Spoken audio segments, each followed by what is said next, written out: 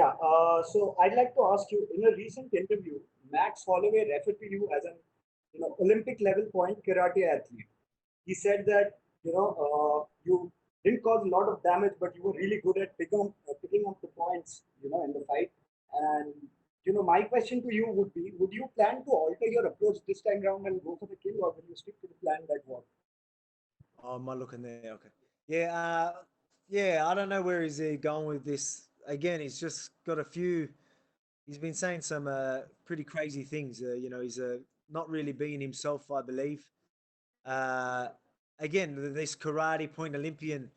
It's just funny because you watch that whole fight and you listen to the commentators the whole fight. They're talking about how all my punches were power punches, and they're am I going to be able to keep that up? Am I going to tire because I'm putting everything into my shots? And the funny thing about what he's saying is he's known for his volume punches. He's known for his pitter patter. You know what I mean? He's known to just work people out early and then just put the volume punches in. He's never been a power puncher. That's what I just don't get where he's going with that. You know what I mean? He's just a yeah. I just again, he's got all these weird narratives. So many different directions that he just sounds a little crazy at the moment. But look, I mean, I don't know if he's playing the game and he's just trying to get people to believe the shit he's saying. I don't know what it is, but again, I'm not letting it get to me. It seems like it's getting to him. It seems like he's salty and he's being a bit of a sore loser. But mate, I guess losing is tough, and maybe that's why he's acting like that. I don't know, but at the same time, he's saying some crazy things. Yeah.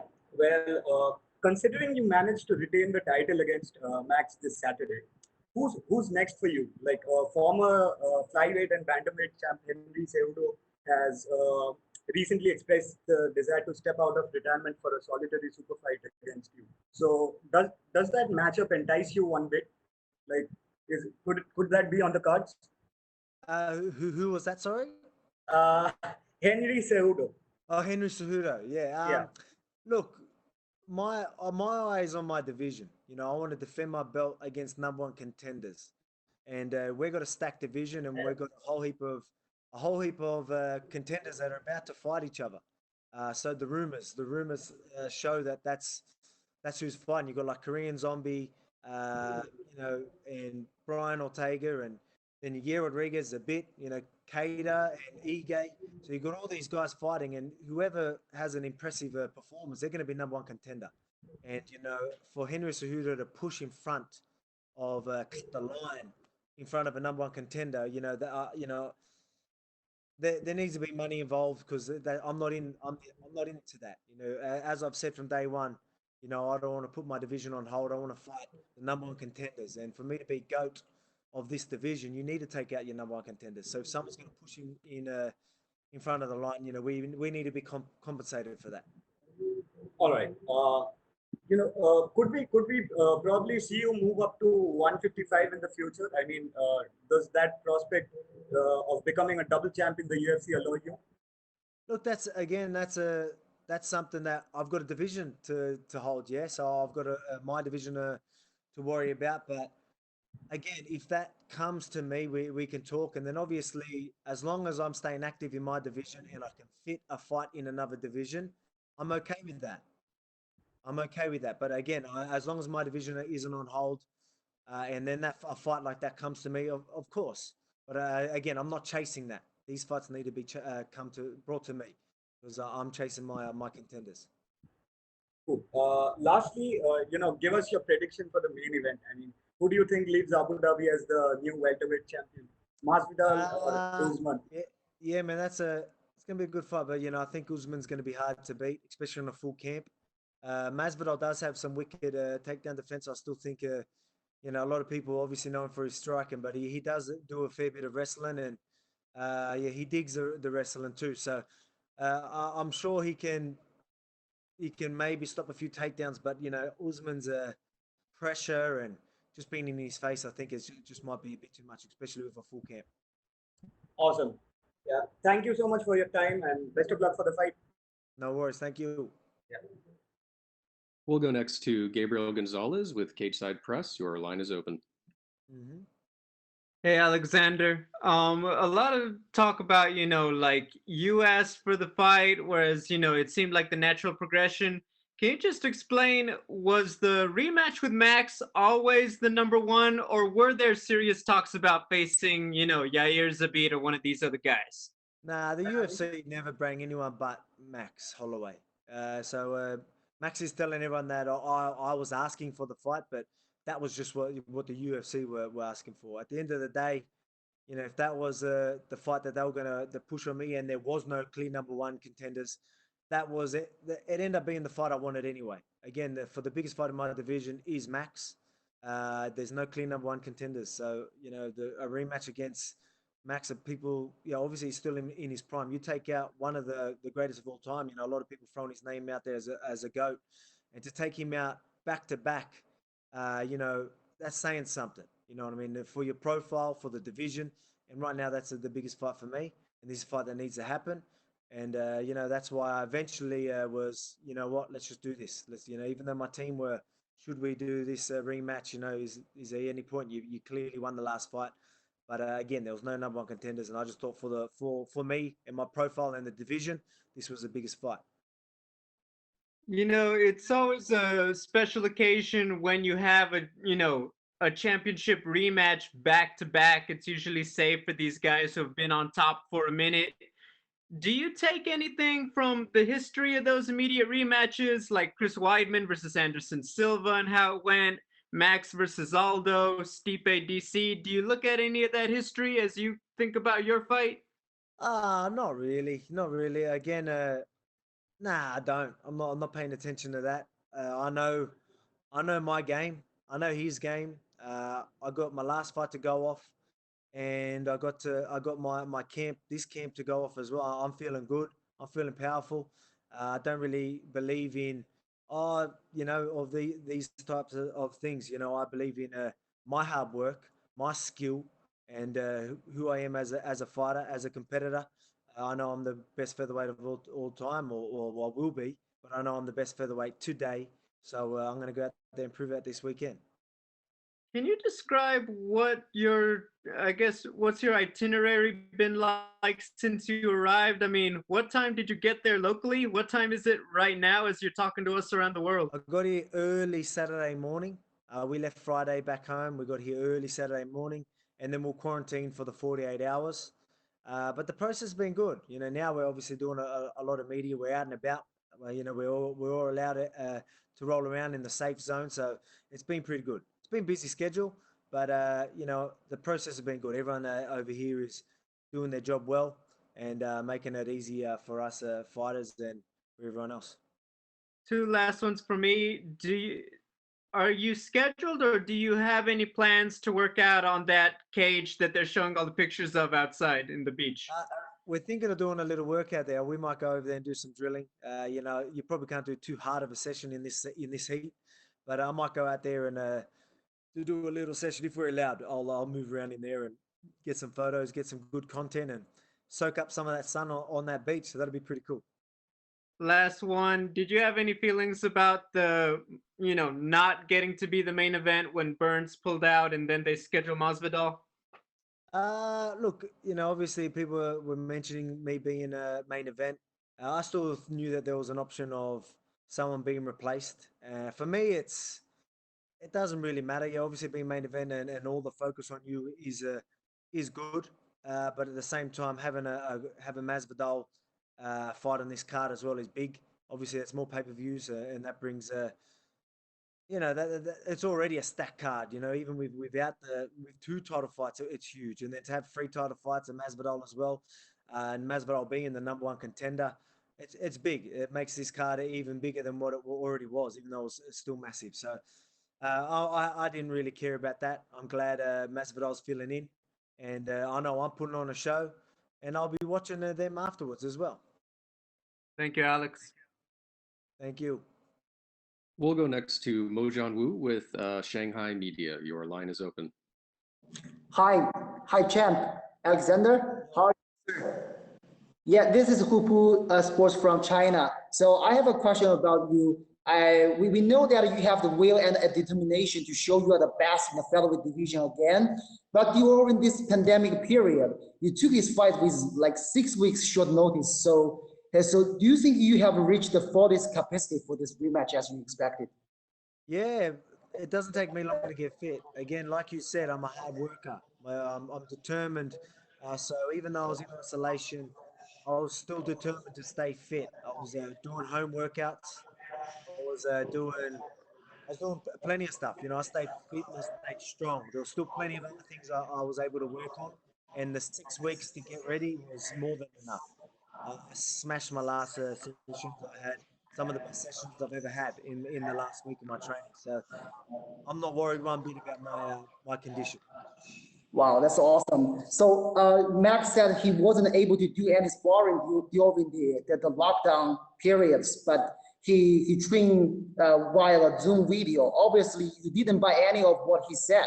So do you think Max was trying to play a mental game with you? Do you think he's gonna bring anything different to surprise you this time? I don't know what it was, whether it's mental game or covering his own ass or whatever it is, or I don't know. But I mean, I don't believe it. I know he's prepared. I know I'm expecting the best Max there is. So come fight time, that's what I'm expecting.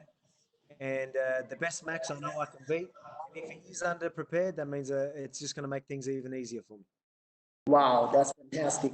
You said you are going for the finish this time, and you believe that's what's going to happen. So, what kind of adjustment will you apply into this rematch? Will there be anything different compared to the first match? Yeah, there's obviously a few adjustments that we're both going to have to make. And I know one of his adjustments is going to be he's going to push forward. He's going to throw a lot more. He's not going to try and counter and try and make me miss. He's going to just throw a lot more. He's going to, like the later rounds where he did a little bit more, I think he's going to do that early. And that's dangerous to do with me. You're going to put yourself in risky positions like that. That's why I'm quite confident I'm going to put him away. Oh, that's awesome. One thing I found very interesting in recent Joe Experience show, Max mentioned he was using a southpaw stance when last time he fought against you. Did you remember that moment?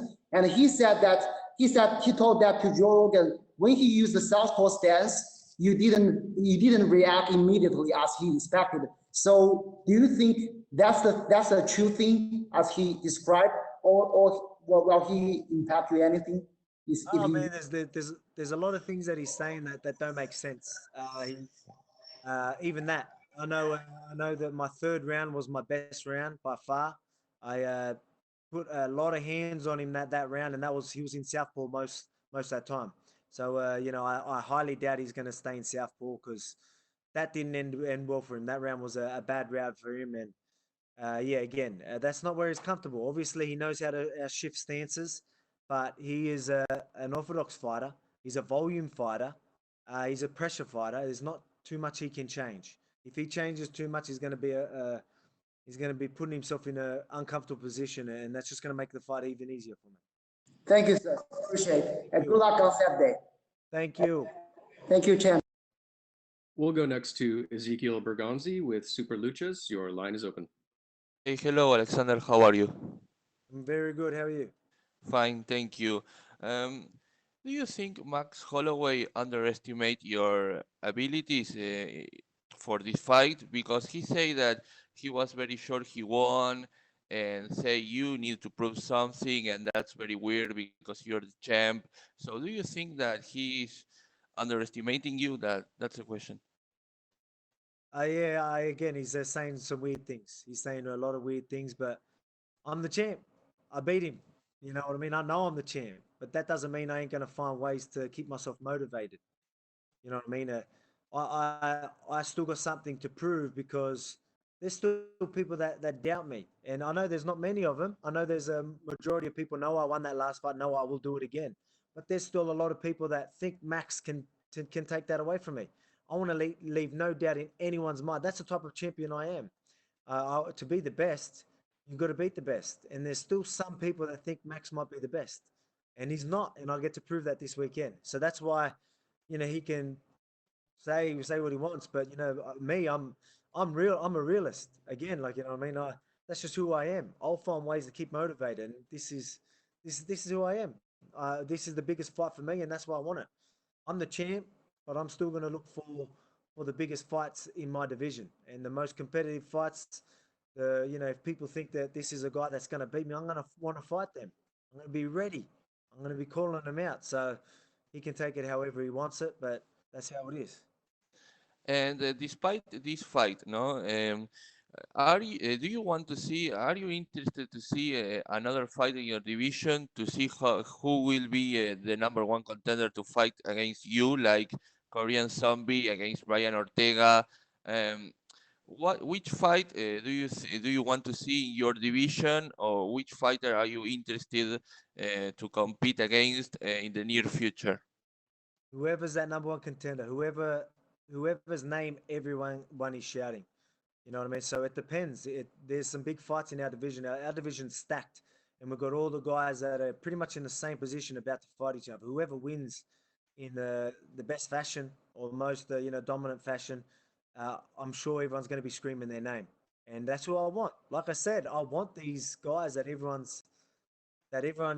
thinks can take me out. You know what I mean? If you want to be the greatest of all time in your division, this is what you need to do.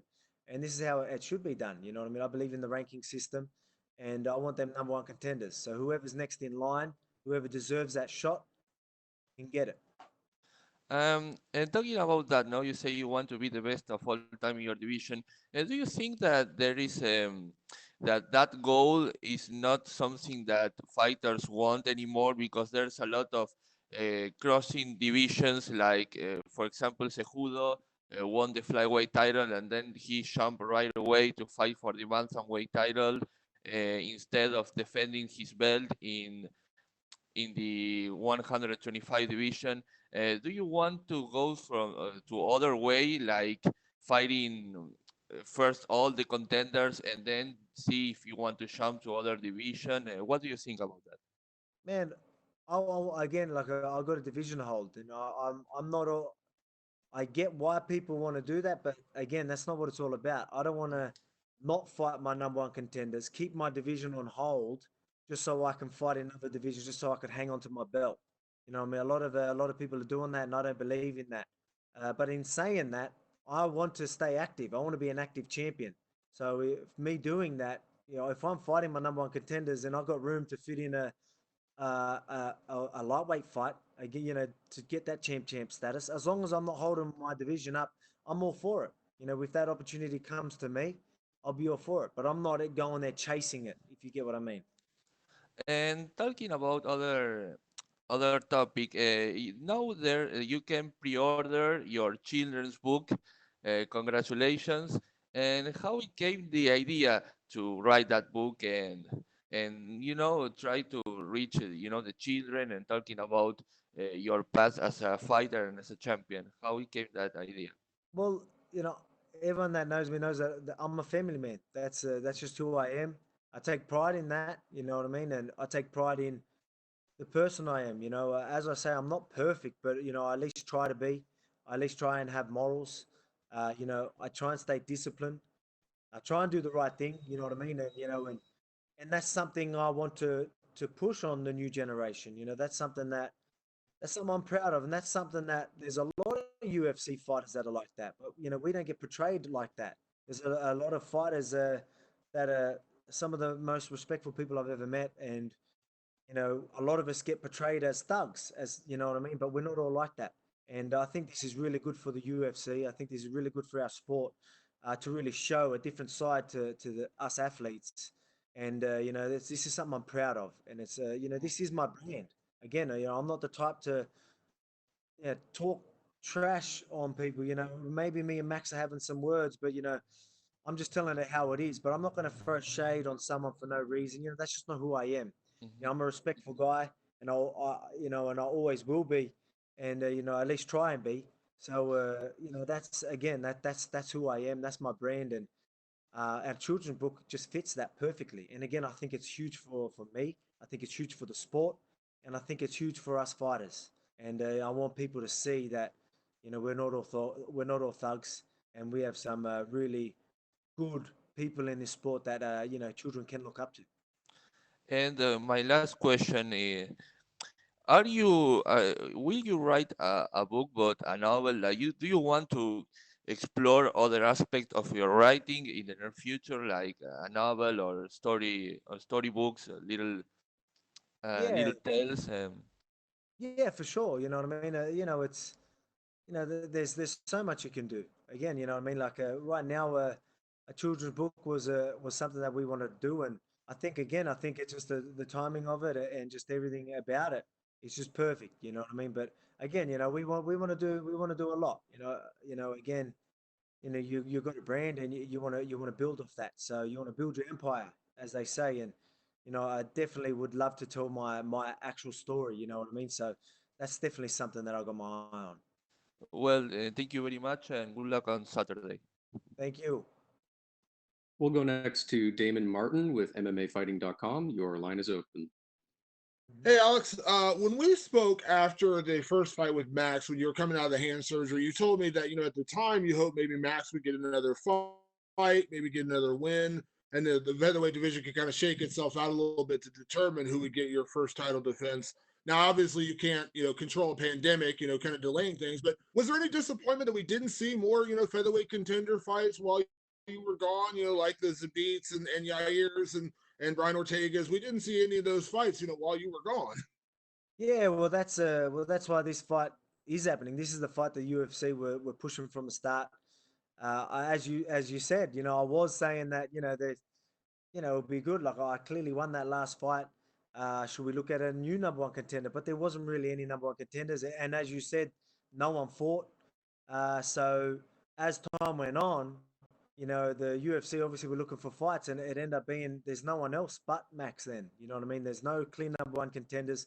The biggest fight for me right now is against Max in our division. That is the biggest fight because there is no clear number one. So, and I didn't want to miss this opportunity fighting on Fight Island. So I was saying, yeah, they wanted to fight, and I'm like, they wanted Max, and I said, all right, you know what, let's do it. I don't want to wait around for a number one contender. Let's go out there and take him out again. Prove yourself as the best featherweight in the world. I am the best featherweight in the world.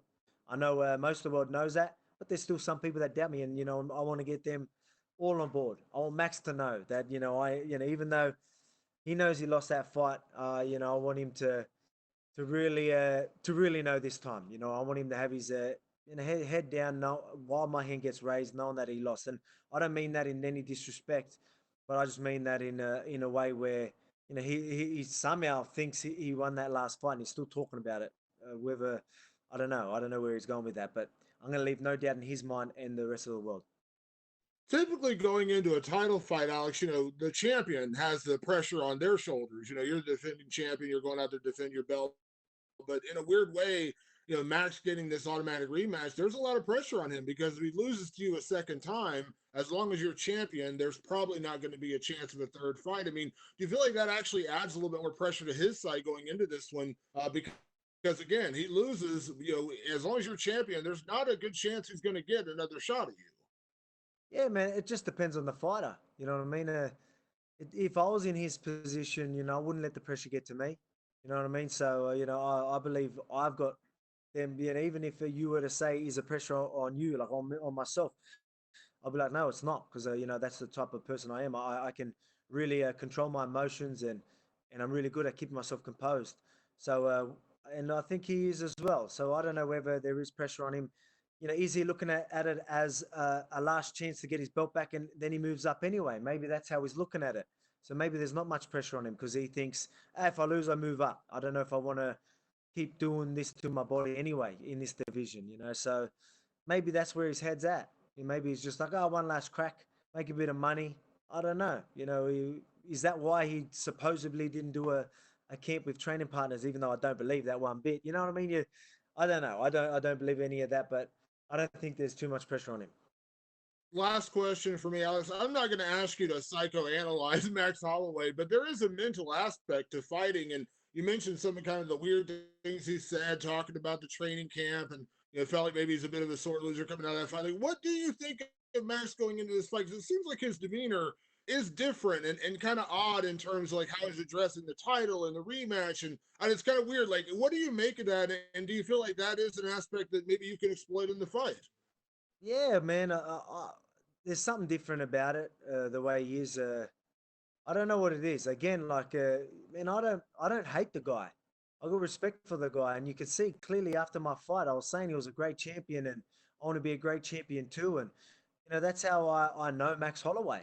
And to see him say these things and act like the way he's acting, it's quite surprising. It just doesn't suit him. It's not how he should be going about it. I think again, it's just, I don't know. I don't know why he's taking it that way.